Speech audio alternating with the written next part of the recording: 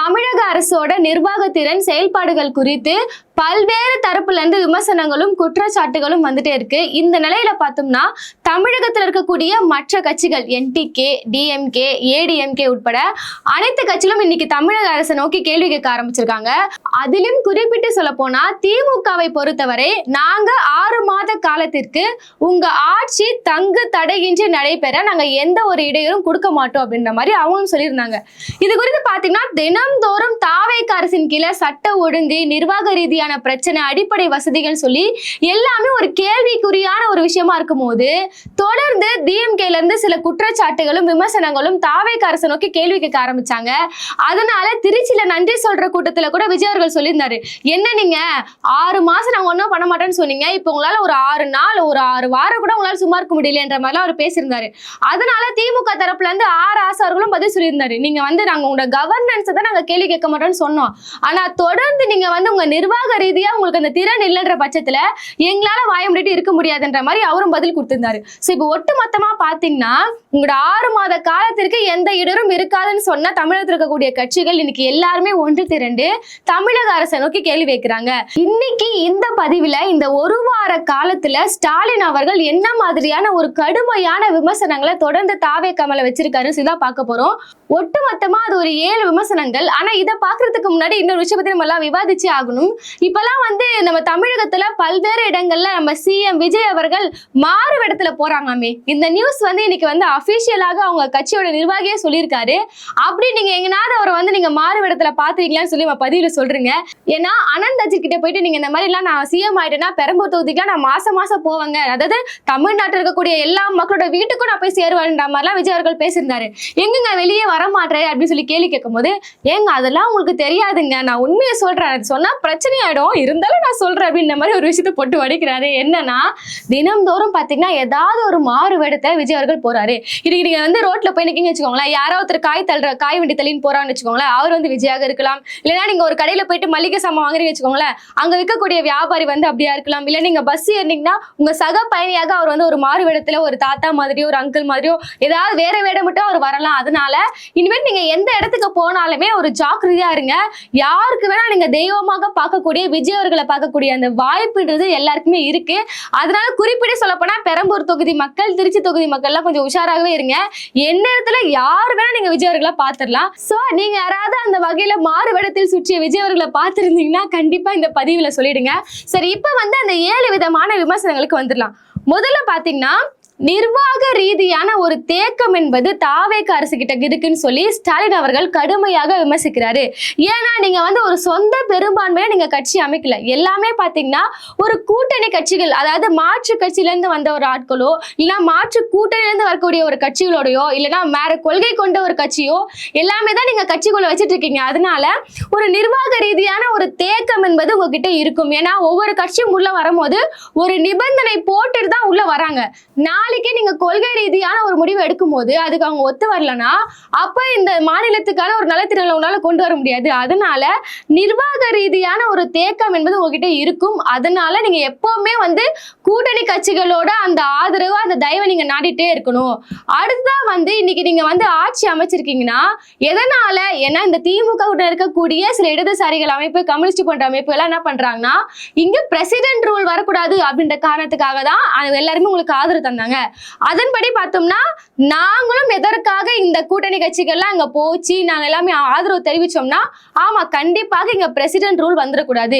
BJP இங்க தாவேகாக்கு இருக்கக்கூடிய அந்த தனி பெரும்பான்மை இல்லாத அந்த சக்தியை பயன்படுத்திட்டு எப்படினாவது பிஜேபி உள்ள ஊடுருவிடும். அதன் காரணமாக தான் நாங்க எல்லாருமே ஒன்றி திறந்து அவர் ஒரு மேடைகளோட பேசியிருந்தாரு, என்னோட கூட்டணி கட்சிகளை அனுப்பி வச்சுதான் நான் உங்களை ஆட்சி அமைக்க வச்சேன், எங்களோட தயவால தான், திமுக கூட்டணியில இருக்கக்கூடிய கட்சிகளோட தயவால தான் உங்க ஆட்சியை நடக்குதுன்னு சொல்லி பேசிட்டாரு. அதனால இப்படி இருக்கும் பட்சத்துல தொடர்ந்து நீங்க பிஜேபி ஊடுருவ கூடாதுன்னு தான் சொன்னாங்க. இந்த ஒரு ஸ்டெப்பை எடுத்தோம். ஆனா இப்ப பாத்தீங்கன்னா ஒரு மறைமுகமா இல்ல நேர்முகமான பிஜேபியே உள்ள இருக்கு. தொடர்ந்து இருக்கக்கூடிய எல்லா சட்டங்களும் அதெல்லாம் வெளிப்படுத்துது. இப்ப சமீபத்துல பாத்தீங்கன்னா பக்ரீத் பண்டிகை வரும்போது இஸ்லாமியர்கள் குர்பானி கொடுக்க கூடாது, அவங்க சந்தோஷமா இருக்க கூடாது, மாடுகளை வெட்டக்கூடாதுன்னு சொல்லிட்டு வீட்டுல கட்டி கொண்டிருக்கக்கூடிய அந்த மாடுகளை எடுத்துட்டு போறாங்க. இந்த அளவுக்கு வரையுமே ஒரு RSS மதவாத சக்தி பிஜேபின்றது தமிழ்நாட்டுல தொடர்ந்து போயிட்டே இருக்கு. தொடர்ந்து ஆளுநர் அவர்கள் தமிழை வந்து புறந்தள்ளக்கூடிய எல்லா வேலைகளும் செஞ்சுட்டு வராரு. தமிழர்களுடைய உரிமையை பறிக்கக்கூடிய வேலைகளை இன்னைக்கு பக்கத்துல இருக்கக்கூடிய கர்நாடக அரசு, காங்கிரஸ் தலைமையிலான அரசு கையெடுத்துட்டு வராங்க, மேகதாது அணைவிகரத்தை பிடிச்சிட்டு. சோ இவ்வளவு விஷயங்கள் இங்க நடக்குது. பிரசிடென்ட் ரூல் வல்ல வந்துடக்கூடாதுன்ற காரணத்துக்காக தான் நாங்க எல்லாருமே வந்து பிரிஞ்சு உங்களை ஒண்ணு சேர்த்திருக்கோம். இப்படி இருக்கும் பட்சத்துல நீங்க தொடர்ந்து இந்த மாதிரி நிர்வாக ரீதியான ஒரு தேக்கத்தோட நீங்க வந்து ஒரு தயக்கத்தோட செயல்படுறீங்க அப்படின்ற மாதிரி ரெண்டாவது ஒரு குற்றச்சாட்டை வச்சிருக்காரு. மூணாவதா பாத்தீங்கன்னா நாங்க அமைதியா இருக்க போவது இல்லை. இதுவரையுமே பாத்தீங்கன்னா நீங்க சரி ஓகே, நீங்க மேடைகள்ல பல டைலாக்லாம் பேசிருக்கீங்க, அதன் காரணமாகவாது நீங்க வந்து ஆட்சிக்கு வந்த அப்புறமா சில நலத்திட்டங்களை மக்களுக்கு செய்வீங்க, ஏதோ ஒரு வகையில தமிழ்நாட்டு மக்கள் அவங்க பயனடைய போகிறார்கள், அதனால 6 மாச காலத்துக்கு நாங்க சைலண்ட் மோட்ல இருப்போம்னு சொல்லியிருந்தோம். ஆனா இதுக்கப்புறம் எங்களால துளியும் அமைதியாக இருக்க முடியாது. அதனால நாங்க என்ன பண்ண போறோம்னா தமிழ்நாடு முழுவதும் தாவேக அரசை எதிர்த்து நாங்க பல்வேறு போராட்டத்துல ஈடுபட போறோம். அதனால திமுக நிர்வாகிகளுக்கு, தொண்டர்களுக்கு ஒரு நேரடியாக வந்து நீங்க ரெடியா இருந்துக்கோங்க அப்படின்ற ஒரு செய்தியை வந்து இன்னைக்கு மக்களுக்கு சொல்லியிருக்காரு. அடுத்ததான் வந்து இந்த தாவேக அரசு என்பது ரொம்ப நாள்லாம் நீடிக்காது. அவங்க செயல்பாடுகள் போற போகலாம் பார்த்தா இந்த 5 ஆண்டுகள் வரை நீடிக்கிறதுக்குலாம் வாய்ப்பே இல்லை. அதனால நாம செயல்பட வேண்டிய நேரம் என்பது இப்போ வந்துருச்சு. அதனால திமுக தொண்டர்கள் எல்லாருமே வந்து பி ரெடியா இருந்துக்கோங்க. இதுக்கப்புறம் வந்து நம்ம ஆக்கப்பூர்வமாக செயல்பட வேணும். ஏன்னா இந்த ஆட்சி தான் 5 ஆண்டுகளுக்கு போகும். நம்ம வந்து அவங்கள கேள்வி கேட்க வச்சு அவங்கள சரியாக நடைபெற வைக்கணும், அவங்கள சரியாக வந்து இங்க ஆட்சி பண்ண வைக்கணும்ன்ற அவசியமே கிடையாது. நம்ம களத்துல இறங்க போறோம். அதனால இந்த ஆட்சி ரொம்ப நாளா நீடிக்காது, இது ஒரு குறுகிய ஆட்சி அப்படின்ற மாதிரி ஒரு நேரடியான விமர்சனத்தை வச்சிருக்காரு. அடுத்ததா இந்த தாவேகாவோட வெற்றியை வந்து ஒரு சினிமா சுனாமி அப்படின்ற மாதிரி சொல்றாரு. ஏன்னா அங்க இருக்கக்கூடிய அனைத்து தாவேகா தொண்டர்களுமே ஒரு வெறித்தனமான ஒரு ரசிகர் கூட்டம். சோ அரசியல் ரீதியான ஒரு கூட்டம்க்கும் சினிமால இருந்து வந்திருக்கக்கூடிய இந்த கூட்டத்துக்கும் நிறைய வித்தியாசங்கள் இருக்கு. அதனால இவங்க தரக்கூடிய அந்த ஆதரவும் இவங்க தரக்கூடிய இந்த ஆதரவும் ஒண்ணு இல்ல. அதாவது ரசிகர்கள் அவங்க வந்து ஒரு மிகப்பெரிய ஒரு கடவுளாக பார்க்கக்கூடிய அந்த நடிகருக்கு கொடுக்க வேண்டிய அந்த ஆதரவுமே, கொள்கையை புரிந்து ஒரு தலைவனை ஏற்ற தொண்டர்கள் கொடுக்கக்கூடிய அந்த ஆதரவுக்குமே இங்க நிறைய வித்தியாசங்கள் இருக்கு. அதனால இந்த மாதிரியான ஒரு குற்றச்சாட்டை தாவேகா தொண்டர்களை நோக்கி வச்சிருக்காரு. அடுத்ததா நேரடியான ஒரு விமர்சனம் தாவேகா கூட்டணியில இருக்கக்கூடிய காங்கிரஸை நோக்கி வைக்கிறாரு. நம்பிக்கை துரோகம் அப்படின்னு சொல்லிட்டு காங்கிரஸை உள்ளடக்கிறாரு. என்னன்னா இங்க திமுக கூட்டணியில இருந்து திமுகவோட அந்த உழைப்பால வளர்ந்து அங்க பயனடைஞ்சு இறுதியாக நீங்க அதுல வெற்றியை கண்டு அடுத்த நாள் நீங்க எங்கன்னு பார்த்தோம்னா காணும், எல்லாரும் பனையூர்ல இருக்கீங்க. அதனால இந்த மாதிரியான ஒரு துரோகமான ஒரு கட்சியை ஒட்டுணின்னு சொல்றாரு. ஒட்டுமொத்தமா பாத்தீங்கன்னா காங்கிரஸ ஒட்டுணிகள் அப்படின்றாங்க. சோ இந்த மாதிரியான ஒரு மோசமான ஒரு சந்தர்ப்பவாதி அரசியலை நாங்க பார்த்ததே கிடையாது. அவங்கள நீங்க கூட்டணியில வச்சிட்டு இருக்கீங்க. அதனால உங்க அரசு எந்த அளவுக்கு இதுக்கப்புறம் ஒரு திடமான ஒரு அரசாக இருக்கும், எந்த அளவுக்கு உங்களால செயல்பட முடியும், நீங்க தூய சக்தின்றீங்கல்ல, அதுவே இங்க கேள்விக்குறியான ஒரு விஷயமா இருக்குன்னு சொல்லிட்டு ஒரு 6வது விமர்சனத்தை வைக்கிறாரு. இறுதியா பாத்தீங்கன்னா எல்லாருமே சொல்லி கொண்டிருக்கக்கூடிய அந்த குதிரை பேரம் விஷயத்துக்கு வந்துட்டார். என்னன்னா நீங்க என்ன சொல்லியிருந்தீங்க, இந்த என்டிஏ கூட இருக்கக்கூடிய எந்த ஆட்சியோடும் வந்து நாங்க ஆதரவை கேட்க மாட்டோம், அவங்க எல்லாருமே யாருன்னு பாத்தீங்கன்னா பிஜேபியோட லிங்க்ல இருக்கிறாங்க, அது பாயச சக்திங்க, அதனால நாங்க எப்பவுமே வந்து ஒரு இடதுசாரிகள் தான், நாங்க பிஜேபி எதிர்க்கிறோம்னு சொல்லி நாங்க வந்து என்டிஏ கூட இருக்கக்கூடிய எந்த கட்சிக்கிட்டையும் போக மாட்டோம் அப்படின்ற மாதிரி சில விஷயம் சொல்லியிருந்தீங்க. ஆனா இப்ப நீங்க என்ன பண்ணிருக்கீங்க, மோசமான ஒரு குதிரை பேரத்தை நீங்க கையில எடுத்திருக்கீங்க. இன்னைக்கு அதிமுகல இருந்து ஊழல் நீங்க சொல்லியிருந்தீங்களா, இந்த ஊழல் சக்தின்னு சொன்னீங்களே, அந்த கட்சியில இருந்து இத்தனை பேரை நீங்க உங்க கட்சியில இணைச்சிருக்கிறீங்களே, இதுக்கு பெயர் என்ன? சோ குதிரை பேரம் கொண்டு நீங்க செயல்பட்டு கொண்டிருக்கக்கூடிய இந்த அரசுன்றது நிச்சயமாக 5 ஆண்டு காலங்களுக்கு நீடிக்கக்கூடிய அந்த வாய்ப்புன்றது துளியும் இல்லை. அதையும் தாண்டி உங்ககிட்ட ஒரு நிர்வாக திறனுமே இல்லை.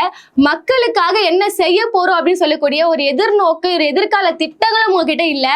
அதனால தொடர்ந்து நாங்க தாவேகா அரசுக்கு எதிராக இன்னும் வீரியமாக, இன்னும் பலமாக போராட போறோம் அப்படின்ற மாதிரி இதுவரையுமே அமைதியா இருந்த திமுக அரசு என்பது இன்னைக்கு செயல்பட ஆரம்பிச்சிருக்காங்க. ஏன்னா பிரச்சார மேடைகளே பாத்தீங்கன்னா விஜய் அவர்கள் மேடை ஏறினானா அவரை வந்து வணக்கம் சொல்லிட்டு அடுத்த பேச்சு என்ன எடுப்பார்னா டிஎம்கே தான் எடுப்பார். எதிர்கட்சி டிஎம்கே சரி இந்த மாதிரி தான் பேசிட்டு இருப்பாரு. அந்த சமயங்கள்ல கூட ஒரு பிரச்சாரத்தின் தேவை இருந்துச்சு. அந்த சமயத்துல கூட டிஎம்கே வந்து டிவிகே பத்தின எந்த ஒரு விஷயத்தையும் அவங்க விமர்சனம் பண்ணதே கிடையாது.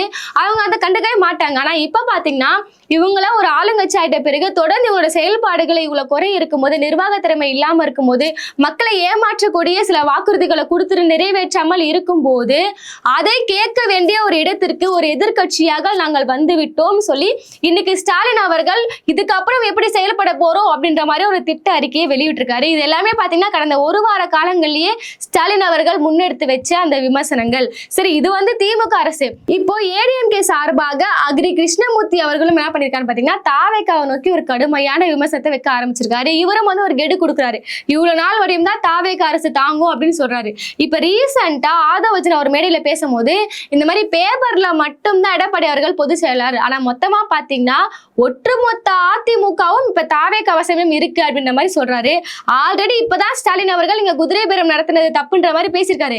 இப்ப இவர் என்ன பண்றாருன்னா, அதிமுகவே எங்க பக்கம் தான் முன்னாடி சொல்லியிருந்தாங்கல்ல, விசிகால யாருமே இல்ல, உண்மையான விசிகாவே எங்க பக்கம் தானே, அதையும் மீறி ஒரு படி மேல விஜய் அவர்கள் மேடையில பேசினாரு பிரச்சாரத்தின் போது, உண்மையான காங்கிரஸே என் பக்கம் தாண்டா அப்படின்னு சொன்னார்ல.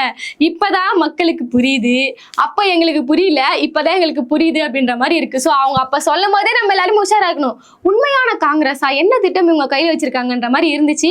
இன்னைக்கு அந்த திட்டம் பழிச்சிருக்கு. இப்ப இவர் என்ன சொல்றாருன்னா, உண்மையான அதிமுகவை எங்க கிட்டதான் அப்படின்ற மாதிரி சொல்றாரு. அதிமுகவை நீங்க என்னன்னு சொன்னீங்க, ஊழல் சக்தின்னு சொன்னீங்க. அப்ப நீங்க சொன்ன மாதிரி உண்மையான ஊழல் சக்தி என்பது இன்னைக்கு எங்க கிட்டதான் இருக்குன்றீங்களா அப்படின்னு சொல்லிட்டு மக்கள் எல்லாருமே தொடர்ந்து கேள்வி கேட்பாங்களே. இன்னைக்கு அக்ரி கிருஷ்ணமூர்த்தி என்ன சொல்லிருக்கான்னு பாத்தீங்கன்னா, இந்த ஆட்சி வந்து ஒரு 6 மாச காலத்துக்கு நீடிக்கிறதுக்கான ஒரு வாய்ப்பே இல்லைன்ற மாதிரி இவரும் பேசியிருக்காரு. இப்படி அனைத்து கட்சிகளும் வந்து தொடர்ந்து விமர்சனங்களை வச்சுட்டு வராங்க.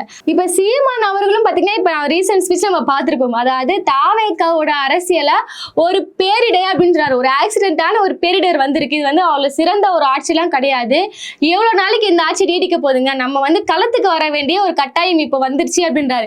அப்போ ஒட்டுமொத்தமா பாத்தீங்கன்னா சீமான் அவர்களும் கிட்டத்தட்ட அதான் சொல்றாரு, இந்த ஆட்சி நீடிக்காதுங்க, நம்ம எல்லாருமே களத்துக்கு வர வேண்டிய ஒரு தேவை இருக்கு, அந்த காலகட்டமும் வந்துருச்சு அப்படின்றாரு. நம்ம களத்துக்கு வர வேண்டிய அந்த காலம் வந்துருச்சுன்னா அப்போ ஒட்டு மொத்தமாக இருக்கக்கூடிய எல்லா கட்சிகளும் தொடர்ந்து ஒரே தான் சொல்லிட்டு இருக்காங்க. இவங்களோட இந்த நிர்வாகத்திறன், இவங்களோட இந்த ஆட்சியை போற போக்க பார்த்தோம்னா 5 ஆண்டுகள் நீடிக்காதுன்ற மாதிரிதான் எல்லாருமே தொடர்ந்து சொல்லிட்டு இருக்காங்க. ஆனா தாவேக்கா தரப்புல இருந்து எல்லாருமே ஒரு விமர்சனங்கள் எல்லாமே தாண்டி ஒரு போலியான செய்திகளை பரப்பிட்டு எல்லாருமே ஒரு தனி லோகத்துல வாழ்ந்துட்டு இருக்காங்க. சோ தொடர்ந்து பார்ப்போம். ஸ்டாலின் அவர்கள் வந்து இன்னைக்கு கடுமையான விமர்சனங்களை பண்ண ஆரம்பிச்சிருக்காங்க. இன்னைக்கு எதிர்க்கட்சி தலைவராக உதயநிதி ஸ்டாலின் இருக்காரு. இன்னைக்கு 2 ஒரு யங்கஸ்ட் தலைவர்கள் இன்னைக்கு தமிழ்நாட்டுக்கு கிடைச்சிருக்காங்க. இவங்க என்ன மாதிரியான போட்டிக்கு போட்டி போட்டாது இல்ல விமர்சனங்களை மாத்தி மாத்தி வச்சாது தமிழர்களுக்கான நலனை செய்ய போறாங்களா? இப்போ ஸ்டாலினை பொறுத்த வரையுமே அவர் 7 குற்றச்சாட்டுகளை வச்சிருக்காரு. இது குறித்து உங்கள் கருத்து என்னன்னு சொல்லி பதிவுல சொல்லிடுங்க. அடுத்த வீடியோல சந்திப்போம். நன்றி.